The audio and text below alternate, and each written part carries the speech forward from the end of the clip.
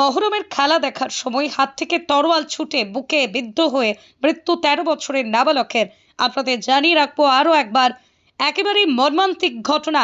মহরমের খেলা দেখার সময় হাত থেকে তরোয়াল ছুটে বুকে বিদ্ধ হয়ে মৃত্যু 13 বছরের নাবালকের। মহরমের আগের দিনেই ঘটে গেল মর্মান্তিক ঘটনা।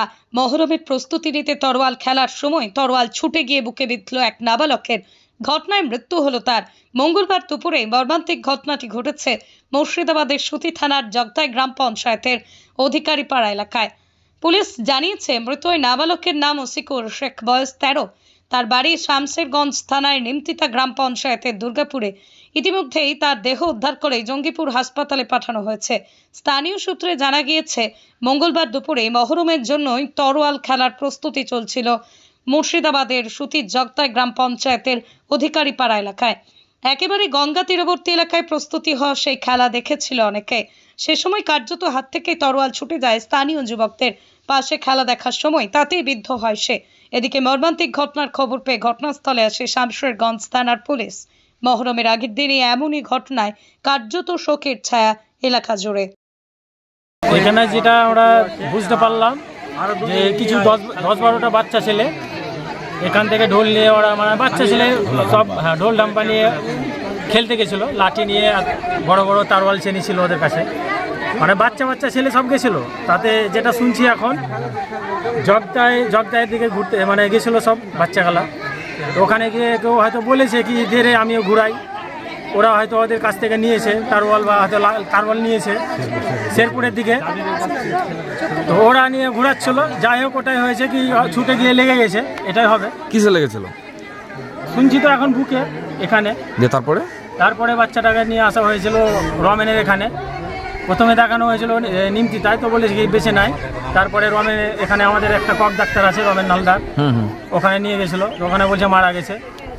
তারপরে আর সঠিক বলতে পারছি না। এখন যেটা শুনছি কি জঙ্গিপুরের রাস্তা রওনা দিচ্ছে।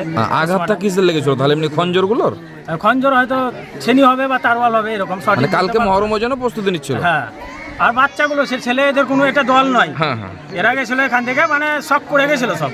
ওদের কাছ থেকে বড় কোনো মানুষ নিয়েছে, সিনিয়র লোক নিয়েছে কি আমিও ঘুরাই দিয়ে ছুটে গেছে, দিয়ে হয়তো ছুটে গিয়ে লেগে গেছে, এটাই হবে। ঠিক আছে, আমার যেটা সন্দেহ। ছেলেটার বাড়ি কোথায়? ছেলেটার বাড়ি এখানে, এটাই বাড়ি। কি জায়গার নাম জানেন নাকি? জায়গাটার নাম দুর্গাপুর। আর যেখানে ঘটনা ঘটেছে ওই জায়গাটার নাম? ওই জায়গাটার নাম শুনতে পাচ্ছি যে শেরপুর। আচ্ছা, শেরপুর নাম নিমতিতা শেরপুর। ঠিক আছে, আপনার নাম? আমার নাম খুরশেদ শেখ, এলাকার বাসিন্দা। হ্যাঁ, এলাকাবাসী।